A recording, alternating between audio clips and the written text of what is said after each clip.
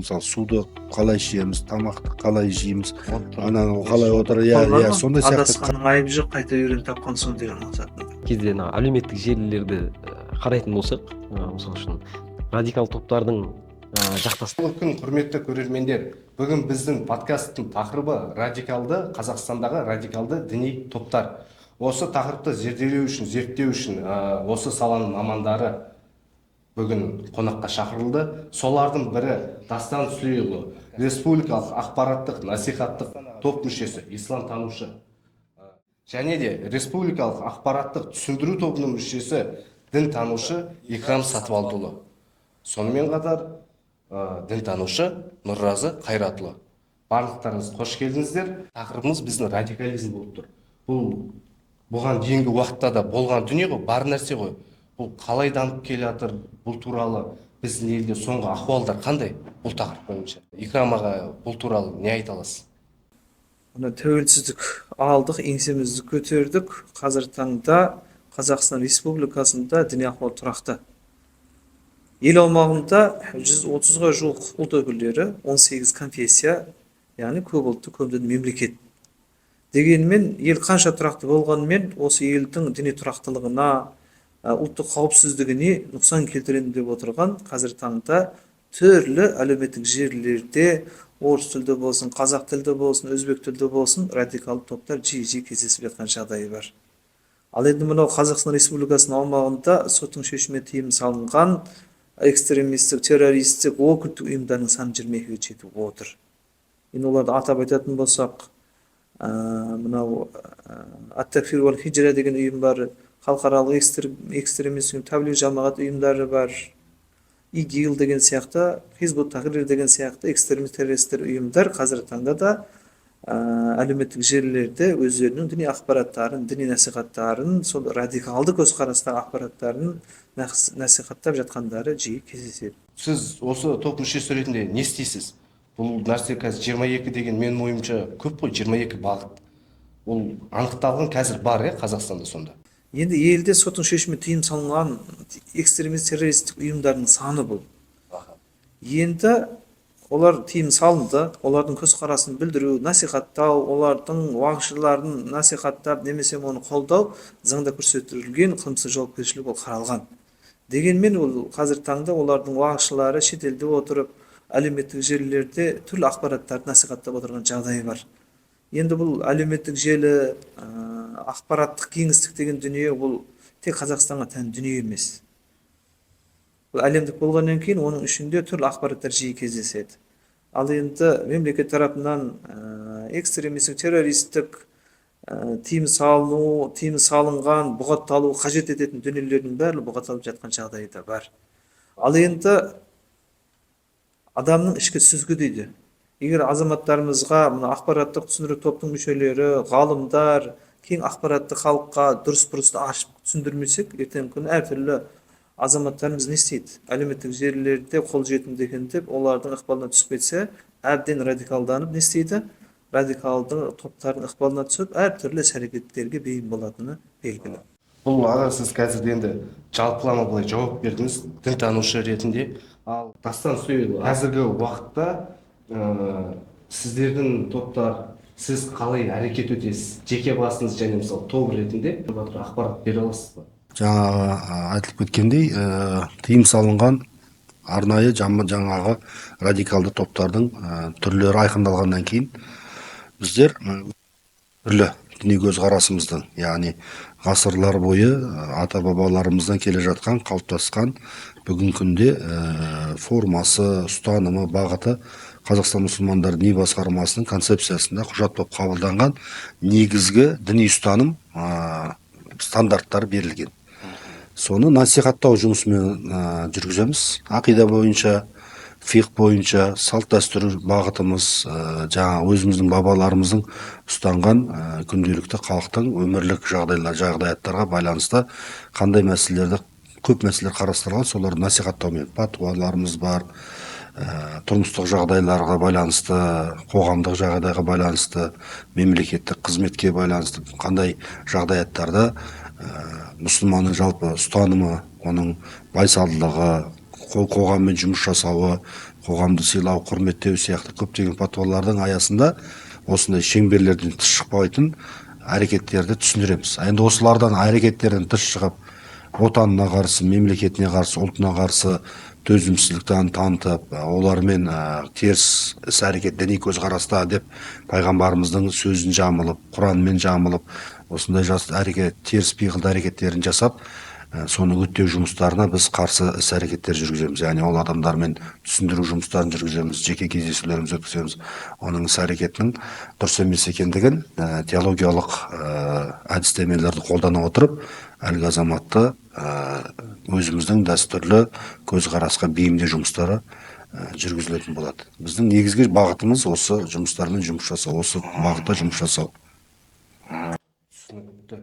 Мысалға, Нұразы Қайратұлы, сіздің жасыңыз қаншада?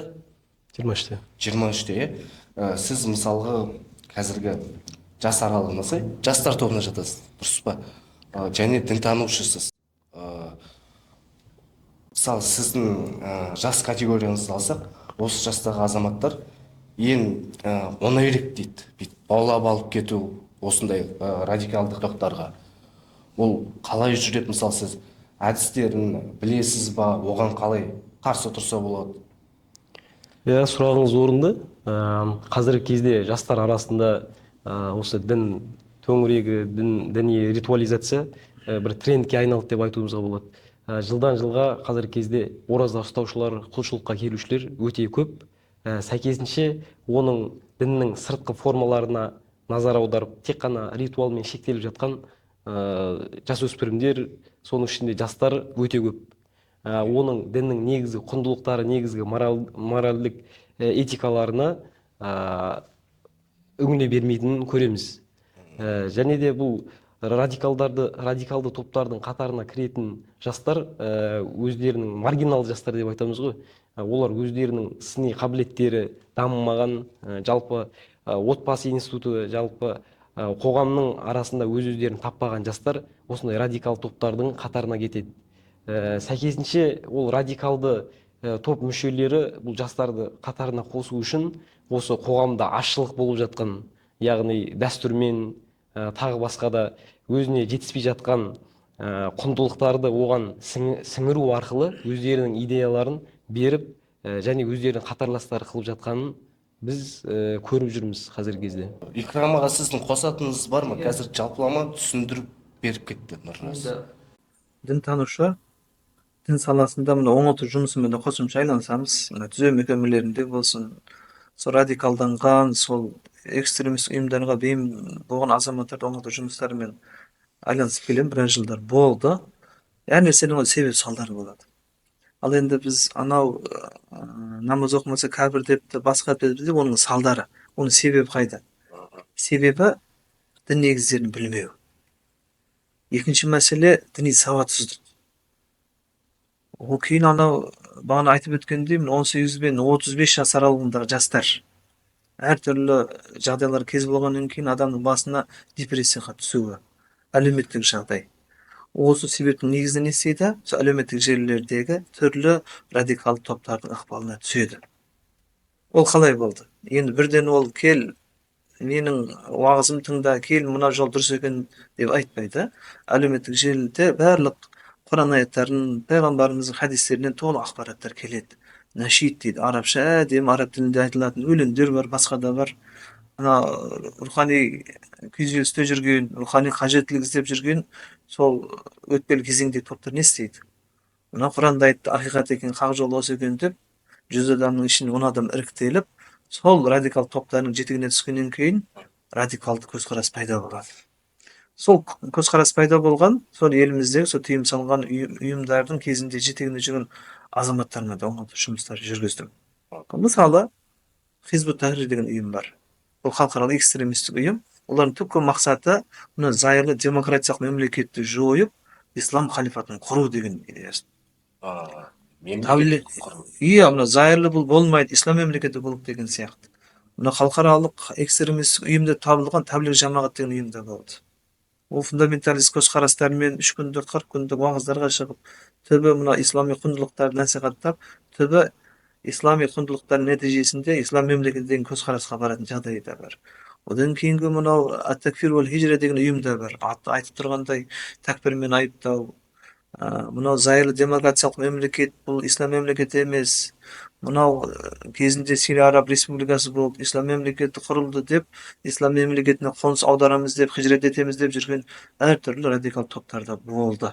Яғни көзсіз еруі, радикалдануы, өзінің жолы дұрыс, басқалардың бәрі адасушы да деп, Алла үшін жек көріп, оларға деген зұлымдық көрсету, оларға мінез көрсетуге дейін баратын бұл топтар.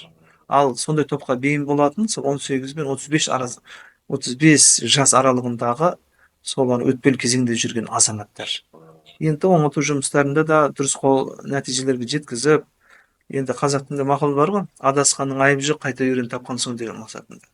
Әлбетте оларды оңалту жұмыстар нәтижесінде тәсіл құндылықтарға бейімдеп, олар өзінің сол жолда жүргендерін дұрыс емес екенін көз жетіп, өкініп, мына дәстүрлі ислам дінін ұстанып, қазіргі таңда дұрыс бағытта жүрген азаматтарда жиі кездеседі. Менің түсінуім бойынша сіздер жаңағы себебімен емес, салдары болады ғой, бір нәрсе болып қойғаннан кейін соған қарсы оларды 16-батысына 10 статистикаға келіп жатыр, біздің қазіргі жағдай.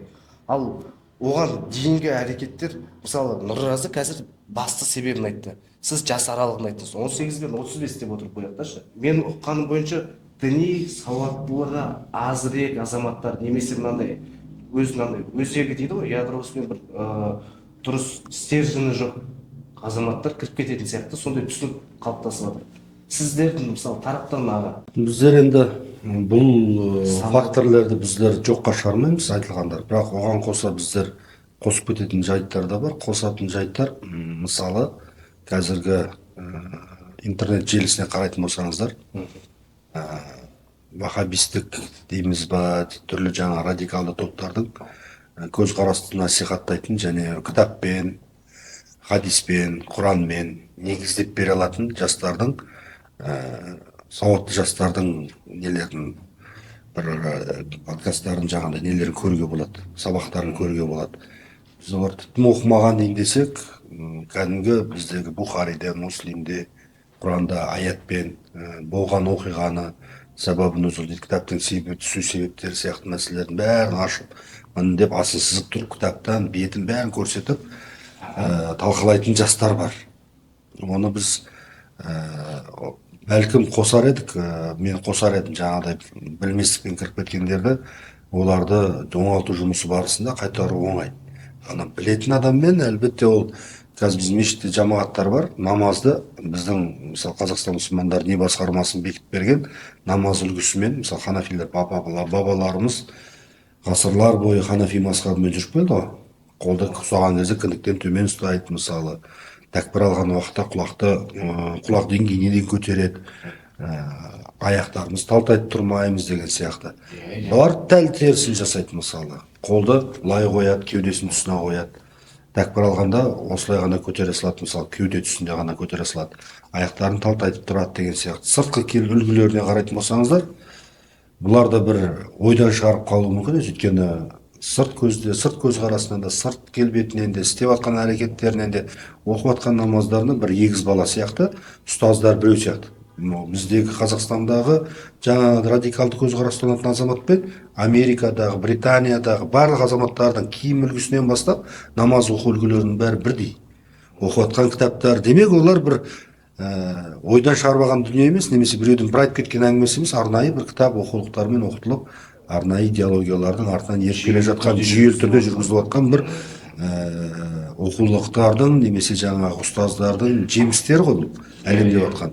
Сол жемістерін қазір біздер зардаптарын қазір көріп жатырмыз, өйткені жастар өзіміздің ұлттық құндылықтарға мән бермеу деген, менсінбеу, қарсы шығу, немесе қандай да бір кемсіту мәселелерінде жастар осылай біздің өзіміздің ұлттық менталитетке қарсы жұмыс жасап жатқандықтан біз бұлардың іс-әрекеттерін радикалды көзқарас деп қабылдап жатырмыз. Неге?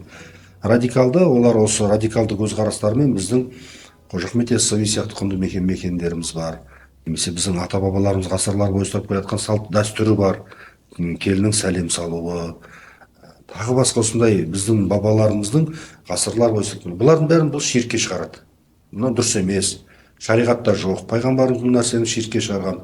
Пайғамбарымыз бұл нәрсеге қарсы болған. Бұл нәрсе шариғатта дұрыс емес деген сияқты ойларды айтады. Құдайға табынамыз ба біз? Жоқ әлде адамға табынамыз ба деген салыстыруларды келтіреді. Біз пайғамбарымыздың сөзін ұстанамыз ба? Жоқ әлде имам Ағзам Абу Ханифаның сөзін ұстанамыз ба? Біз пайғамбардың сөзі дегеннен кейін біз Абу Ханифаның сөзін бір жерге сырып қояйық та деген сияқты айтатын сөздеріне шейін бір жаттанды қылып барлық әлемдегі осы радикалды көзқарастағы азаматтарға осы аузына сөзді салып берген.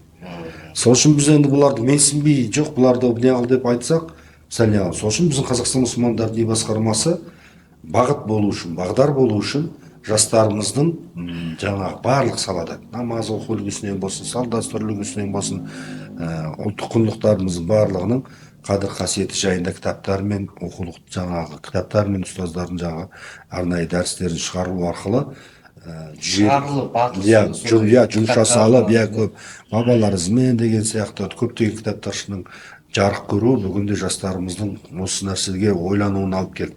Бірақ дегенмен көріп отырсыздар, бұл майдан кең майдан да. Біз қазір мына жерде айтып жатамыз оларды. Дәл олар да тура осындай студияда, тура осылай 4 адам отырып алып, 4 адамның подкастымен жаңағы бізді де сынап, талқылап, күліп, мазақтап отқан жұмыстары дәл осылай жүргізіп жатыр.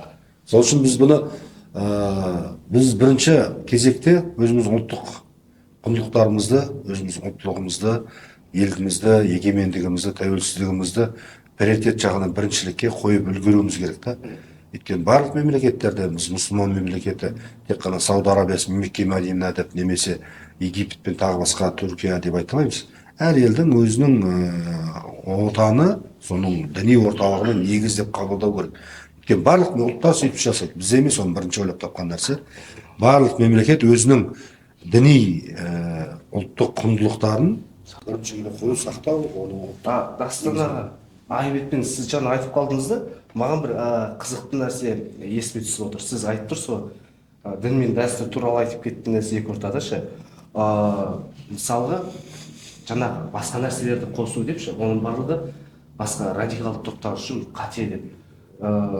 Мысалы бізде Абылай хан болған. Ол соғысқа шығатын кезде оның шын аты қателеспе Әбіл Мансұр ма еді. Сол шыққан кезде Абылай деп жауға шығатын болғанда атасының атымен әруақты шақырып дей ма қалай айтса болады оны ше. Оныкі сонда сол Абылай хандікі дұрыс емес болған ба сонда? дұрыс, неге дұрыс емес? Ол радикалды топтардың көзінше дұрыс емес. Ал негізі онда тұрған айып ешнәрсе жоқ. Арулау негізінде жаңа аруақ деп айту, аруақтардың желеп жебеу мәселесінде біздің бабаларымыздың түсінігінде бұл үлкен тақырыпта негізінде кең таралатын тақырып. Бұл тақырып негізінде шариғатта тауассул деп қаралған. Тауассул деп қаралады, истиғаса деп қаралады. Бұны біздің тәлімде бұны жоққа шығарған емес. Бірақ енді жаңа айтып жатырмыз ғой, радикалды көзқарасты топтардың 18 ғасырлардың басында, тіпті 17 ғасырлардан басталып, осы топтардың шығу тектерінің тарихына қарайтын болсақ, радикалды топтардың барлығы бұрынғы ұстанған, бұрынғы жалпы мұсылман әлеміндегі болған концептуалды қабылданған тәлімдердің барлығына ширк атауын, жаңағыдай бидағат, ширк атауларын беріп, біз білеміз қазір заңмен тыйым салынған кітаптар бар. 3 негіз, 4 қағида, жаңағы 10 жаңағы исламды бұзатын заңдылықтар деген сияқты кітаптар бар. Вахабилік кітаптар. Бұл вахабилік кітаптардың негізінде қазір жастарымыз әлде қолжетімді интернеттерден жүктеп алып, сол кітаптардың негізінде өздерінің тәлім ілімдерін көтеріп жүрген ғалымдар бар. Ғалымдар деп жаңағы ғалым сызмақтарымыз бар. Және де Сауд Арабиялары сияқты мемлекеттер бұл қазір ол жақта да реттеліп, бұған тыйым салынып жатыр. Бірақ дегенмен сол жақтан да кезінде берілген патуалар өте көп. Патуа дегеніміздің мағынасы не? Нормалар ғой, нормативтер діни ұстанымдағы адамдардың ұстану керек болған шариғи нормативтер, норматив нормалар.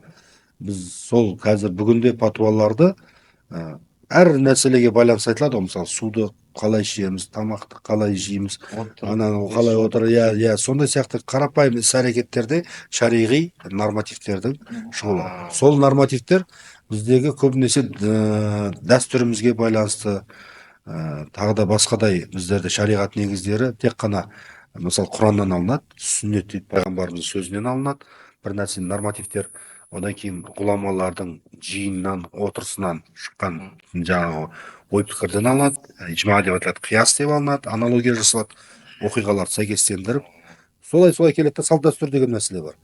Яғни біз кейбір мәселелерді құраннан таппасақ, хадистен таппасақ, ғалымдар ол мәселені қарастырмаған болса, тағы басқа нәрсе салт дәстүрге уже иә ол шариғи негіз болып қабылданады. Сол сияқты әр мемлекеттің өзінің салт дәстүрі бар, өмір сүру үрдісі бар. Ол мысалы араб елінен, түрік елінен, басқа да мемлекеттерден, Индонезияның салт дәстүрімен шыққан патуа бізге патуа болып жүрмейді. Одан кейін кейбір патуалар Құранда да әртүрлі қаралатын мәселелер бар. Негізі салт дәстүрге барып қаралатын нәрселер бар. Сауд Арабияның немесе Египеттің шығарған нормативтерін келіп Қазақстанда осылай жүру керек деп бізге ешкім айта алмайды. Сол үшін әр мемлекеттің өзінің муфтиі бар. Бас имам. Бас муфти дегеніміз патуа шығаратын негізгі орталық, яғни орталандырған біздің Қазақстан мұсылмандар діни басқарма шаңырақ болса, соның негізгі төрағасы. Бір адам осы Иә, бар басқарады, иә. Басқаратын және ғұламалар кеңесінен тұрады, және төралқадан тұрады. Соның барлығын құрасты, соның басында негізгі басшы болып саналатын адам. Сол негізі мына мәселелер айтылып отыр ғой. Енді дұрыс, әлеуметтік желілерде радикал топтар жоқ емес, бар. Дегенмен біздің мемлекет тарапынан, мамандар тарапынан оларға төтеп беретін тұрғындарға дұрыс таным қалыптастырып жатқан жағдай да бар. Ал енді біз енді олардың радикалдағы көзқарастарын саралай келе, біздің дәстүрлі құндылықтарымызға сай келмейді. Олардың тікелей пайымдап отырғаны мына буквализмге баруы не дейді? Біздің дәстүрлі ислам дініне сай келмейді деген сияқты дүниелердің бірі айтылып отыр. Ал енді бізде 130-ға жуық ұлт өкілдері, 18 конфессия бар. Оның ішінде исламдық бағытта Қазақстан мұсылмандар діни басқармасы, ресми өзінің муфтият KZ дұрыс дерек көздері арқылы ақпарат берумен жұмыс жасап жатыр. Жергілікті мынау қала деңгейінде, облыс деңгейінде бүкіл діни ахуалды тұрақтандыру мақсатында дін істері басқармасы бар, дін мәселе зерттеу орталығының жаңадан ашылған ислам танушы, дін танушы теологтар өз деңгейінде діни танымдық, ұлттық танымдық, тарихи танымдық ақпараттармен діни иммунитет қалыптастырып жатқан жағдай да бар. Ал енді біздің айтайын дегеніміз не? Айтайын дегеніміз діни сергектік. Енді тұрғындар біреуі әке-шешесі жұмыста болады, мүмкін әртүрлі жағдай болғаннан кейін кейбір азаматтарымыз интернетіміз бар, қолда смарт телефонымыз бар, маған дұрыс дерек көздің не керегі бар, қажетті ақпаратты әлеуметтік желіден өзім аламын, өзім сөз ақпарат аламын десе, оның салдары радикализмге, экстремизмге апаратын түсінгені дұрыс. Иә. Ал аға мысалға мен жас жігітпін, өзіммен 26-тамын. Иә. Осы исламды тереңірек білгім келетін болса, жаңағы радикалды бағыттарға түсіп кетпеу үшін мен мысалы оқығанды ерінемін, оқығанға ерінем, жаңағы ютубтан видео көрген ұнайды. Мен сонда ол жаңағы муфтият дедіңіз, оның бір ресми каналы бар ма ютубта ше? Иә. Қарауға болады. Иә, бұл мәселе енді ол нәрсенің бәрі қолжетімді. Кезінде 10, 15, 20 жыл бұрын көрінген азамат енді умраға бар, шет ел асып кетті. Сөйтіп мына қазіргі таңда қанша 57-ге жуық мұсылман елдері бар, 23 араб елдері бар деген сияқты, ананың тамағы тегін екен, тегін курс бар екен, тегін оқу орны деп не істеді? Солардың идеологиясының ықпалына түсті. Қазіргі таңда Қазақстан мұсылман діни басқармасы мемлекет тарапынан шетелде діни ақпарат, шетелде діни ілім алу қажет емес деп, отандық оқу орындарына қолжетімділік жетеді. Былайша айтқанда өз деңгейінде медреселер, жоғары оқу орнының университеттер мемлекет тарапынан гранттар бөлу арқылы не істейді? Жаңағы оқушылар. Иә, демек қарапайым тілмен айтқанда өзіміздің отандық діни кітаптарды оқып, ғалымдардың діни ақпараттарға жүгініп, ресми муфтият KZ, Казислам сияқты KZ-пен аяқталатын ресми сайттарға кіріп, сұрақ жауаптардың ішіне кірсеңіздер, патуа дүниелер, патуаларға қатысты дүниелер бар. Бүкіл діни ақпаратты соның ішінен алуымызға болады. Былайша айтқанда шетелдік уақытшыларға тәуелді болудың қажет емес, қолжетімді. Демек әр азамат, әр ата-ана егер баланы күдіктенсе, бүкіл орталықтар бар, мәселе зерттеу орталық бар, мешіттің имамдары бар, барып, мынаның намазын көріп беріңіз. Егер әлеуметтік желіде болса, қандай сайтқа кіріп отыр. Ал аға жаңағы сіз айтып жатсыз да, сондай осындай жұмыстар жүреді деп жатырсыз. мысал ретінде мен мысалы досым немесе туысқан құдай сақтасын осындай бір радикалды топқа бір қатысы бар екенін немесе сондай бағытқа бара жатқанын байқаған жағдайда біздің көрермендер жалпы не істеу керек? Мысалы байқадық, білдік. Енді екі мәселе бар. Енді бізде 18 конфессияға қарасты діни бірлестік филиалдар бар. Егер мысалы мүмкін исламдық бағыттағы күдікті азаматтар көшелерде, үйлерде, қоғамдық орындарда егер халықтың мазасын алып, діни мазмұнды ақпараттарын таратып отырса, егер бір басқа исламдық емес діни бағыттағы ұйымдар брошюралар таратып, діни мазмұндағы әдебиеттер таратып отырса, сол жергілікті полиция қызметкерлері бар. 102 звондау арқылы олар не істейді? Арнайы дін саласымен айналысатын құзыретті мекемелер мамандарға жүгіну арқылы тіркелген діни бірлестік филиалдарының өкілдері өз территориясынан шығып халықтың мазасын алған үшін әкімшілік құқықтық жауапкершілікке тартылады. Ал егер соттың шешімімен тыйым салынған ұйым бұл деп айттық қой, жүрмейік, экстремист, террористік, оның көзқарасында қолданған материалында насихаттап отырған мазмұнында соттың шешімімен тыйым салынған ұйымның белгілері анықталса, қылмыстық кодексіндегі яғни 174 ұлтаразы, дінаразы, алауыздық, 405 соттың шешімімен тыйым салынған ұйымдардың көзқарасын білдіру, 255-тен басталатын террористік актке шақыру, үгіттеу деп қылмыстық жауапкершілік қаралған. Ал азамат өзінің құқығын біліп, күдікті жағдайлар анықталды ма, жергілікті имам бар, жергілікті орталықтың теологтарына жүгініп, дұрыс ақпаратты алып, дер кезінде таным қалыптастырса, ол алдын алу болып саналады. Сонда біздің мысалы көрермендер бар, басқа елдер бар, көріп отырған, біліп отырған. Сонда біз сол аудандағы, қаладағы, облыстағы теологқа, имамға жаңағы өзіміздің танысымызды, досымызды алып баруымыз керек сонда. Мысалы қарапайым бір мысал. Мысалы сен досың дейік. Мысалы айтады, сен неге әке-шешең намаз оқымай кәпір екен, сен тамағыңды жемеймін, сенің мынау оқып отқан намазың дұрыс емес екен, менің шейхім айтқан дұрыс екен деген сияқты күдікті мән-жайлар анықталады. Ондай кезде имам бар, сенім телефондарына дер кезінде хабарласса, ол азаматтар не істейді? Жауапты қызметкерлерге жүгіну арқылы теолог бар, психолог бар, дер кезінде сол азаматша дер кезінде оңалтуға болады. Ал енді ешкімге жүгінбей күнде оның уағызының ықпалына түсе берсе, ертеңгі күні ол мына ислам мемлекеті дұрыс екен, қарулы қақтығыс дұрыс екен, ана имамның уағызы дұрыс емес екен деген сияқты бір жақты көзқарас қалыптасып, әртүрлі келеңсіз жағдайға кез болады. Жаңа заң туралы айтып кеттіңіз да? Егер телефонда жаңағыдай не болып кетсе, телефонда енді бұл ұялы байланыс құралы ғой. Нұразы сізден сұрасақ мысалы, заң туралы айтып кетті жаңа ағамызша. Байқамайға болмаса білмей, сондай бір материалды телефонға жаңағы жүктеп скачать етіп қойдым да. Ондай кезде маған не болады мысалы?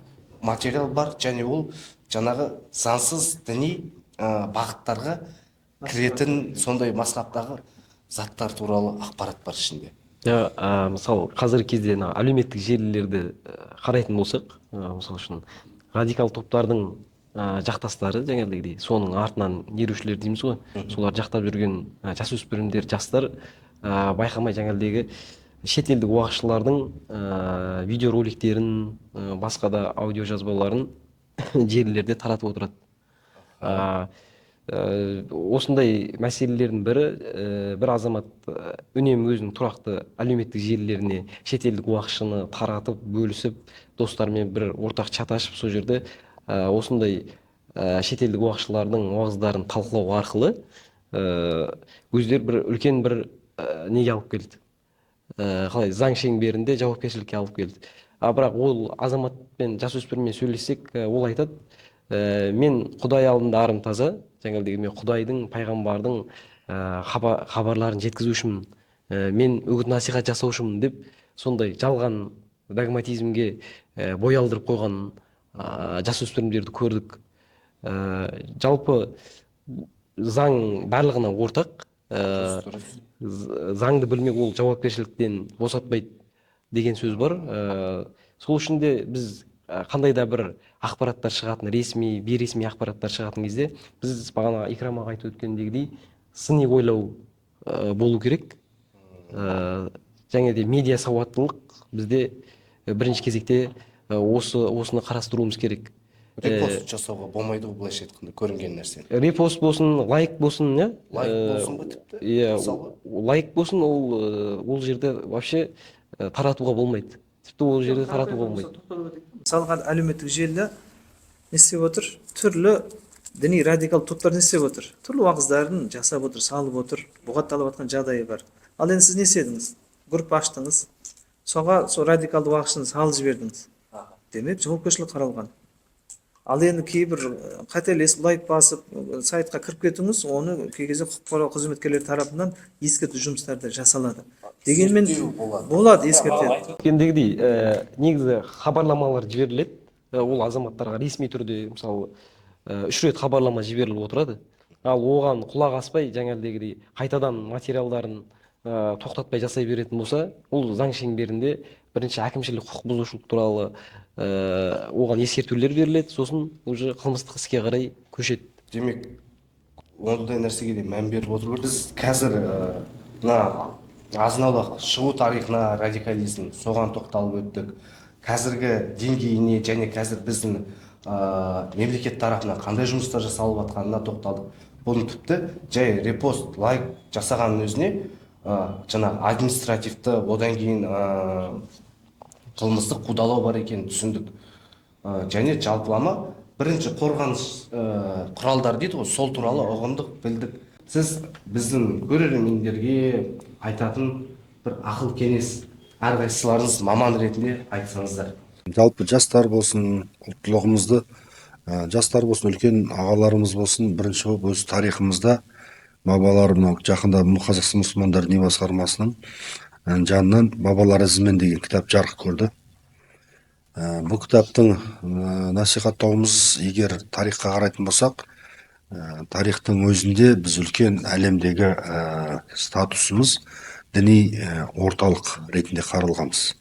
Түркі мәдениетінің негізгі діни орталығы, мынау біздің Қожа Ахмет Яссауидің жазған диуани хикметтерінің негізінде қаншама елдердің, мысалы осы ислам әлемдегі ислам халифаты деп айтылады, патшалық, мысалы бүкіл мұсылмандардың бір халифасы болатын болса, сол кісілердің ұстанымы ханафи мазхабы, матруди ақидасы және тарихаттар деп айтылады. Біздің ихсан бағытындағы тәлімдік медресеміз болған. Сол ислам бағытындағы тәлімдік медресемізден тәлім алған шәкірттер бүкіл әлемде осы біздің ұстанымды, біздің ұлттық ұстанымды негізге алып отырған.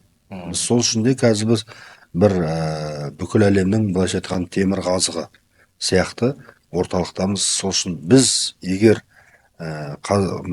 жалпы Орта Азия елдері, соның ішінде өзіміздің мынау қазақ жұрты, қазақ елі негізі өзімізді жоғары бағалап, біздің де тарихта үлкен ойып алған бір орнымыз бар екенін ұмытпауымыз керек.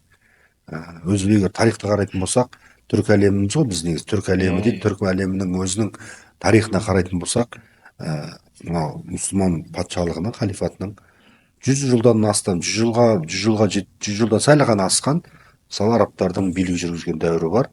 Одан кейінгі дәуірлердің барлығын 10 ғасырға жуық дәуірде түркі әлемі былайша айтқанда билік жүргізді.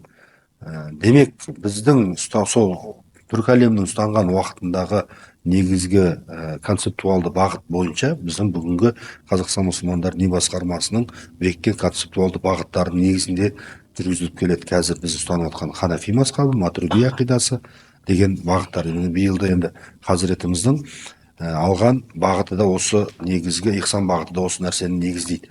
Біздің де айтайын дегеніміз, біз ешқашан біреуге жалтақтап, біреуді өзімізден басымыздан жоғары шығарып, біреулер бізден артық білді, біз кем білдік деген дүние жоқ. Керісінше біздің бабаларымыздың ұстанған ұстанымы әлемдік деңгейде, ең жоғары деңгейде ұстанған ұстаным болған. Біз де бүгін сол ізді жалғастырып келе жатырмыз. Біздің де ұстанып жатқан бүгін құндылықтарымызды ешқашан жоққа шығармай, оған қарсы пікір жүргізудің қажеті жоқ. Біз қайта мақтан қылуымыз керек. Ұлтымызға біз мақтан қылуымыз керек, жерімізге біз мақтан қылуымыз керек.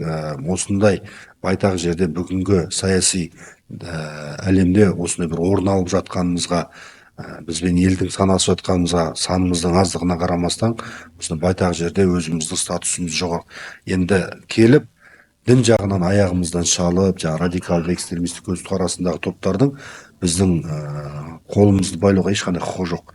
Біздің де жастарда, біздің де діни ұстанатын азаматтарымызда бұл нәрсені жақсы түсіну керек. Біз өзіндік ешқандай бір теріс қарап қалған біреулердің қонжайып қалған бір ел емеспіз, Аллаға шүкір. Біз әрқашанда өзіміздің еңсемізді жоғары ұстап, мақтан тұтатын радикалды топтардың артынан жүретін бір қажеттілік қылмаймыз. Біз керісінше өзіміздің бағытымыз мақтан қыламыз. Алла разы болсын деп айтамыз. Тек осы өзіміздің ұлттық патриотизмді күштірек дамыту керек сияқты. Дұрыс айтасыз, Дастан аға, мен сіздің ойыңызбен келісем. Енді былай түйіндей келсек, Қазақстан Республикасы біз зайырлы мемлекетпіз, біздің тарихымыз бар мемлекет. Біздің қазіргі мемлекетімізде ұстанып жатқан діндердің ірге тасы бар, қаланған тарихы бар. Басқа мемлекетке жантандап, олардың андай дәстүрін, жаңағы пәтуа нормаларын алудың керегі жоқ. Дұрыс қой, дұрыс түсініп тұрмын ба аға? Дұрыс. Ал енді келесі сөз кезегі Икрам аға, өзіңізде біздің көрермендерге бір-екі ауыз сөз, ақылыңыз. Түйін мынандай сөз бар: иманды ұрпақ көбейсе, елдің болар тірегі дейді. Енді елімізге тірек болатын иманды ұрпақтарымыз көп бола берсін. Меңдейік аға, орында дұрыс айтасыз. Қысқаша және қысқа әрі нақты дейді ғой. Ал келесі сөз кезегін онда Нұразыға берейік, өзіңізде, Нұраз Қайратұлы. Бағана ағаларымыз айтып өткендегідей, бізге ұлттық құндылықтарымыз, ұлттық болмысымызды білуіміз керек, және де ұлттық бірегейлікке жалпы енді бір тудың астында өмір сүріп жатқаннан кейін ойымыз алға қарай патриоттық ойларымыз алға қарай жылжуымыз осы бір ұстаныммен алға қарай жылжитын болсақ, біз сырттан келетін ақпараттарға, сырттан келетін жалпылама қалай айтсақ болады, келімсектер деп айтып кетейік енді. Сондайға біз қалқан бола аламыз. Яғни ұлттық бірегейлігіміз бізді бір арнаға ұйыстыратын болса, әрине біз жаңағыдегідей діни танымдық бағытына да сауатты көзқарастар қалыптасады. Өте орынды, өте жөн айттыңыз. Ал енді мысалы бізді орта жастағы болмаса одан үлкен буын көріп отырса, бұл жақта еш нәрсені түсіндіріп өйтудің керек жоқ деп ойлаймын. Ал енді бізді жас балалар немесе оқушылар, студенттер көріп жатса, мына жақта өте әртүрлі жас аралығындағы, әртүрлі саладағы, бірақ дін саласының мамандар жиналған. Бірақ әр адамның түбіне келсек, айтып жатқан сөзін барлығы білімде. Дұрыс білім керек, оқу керек. Фундамент, іргетас бірінші білімнен басталады. Білім алайық, оқиық, дамиық, және осында келген қонақтарымызға үлкен рахмет. Бәлкім тағы да жолығармыз. Сау болыңыздар.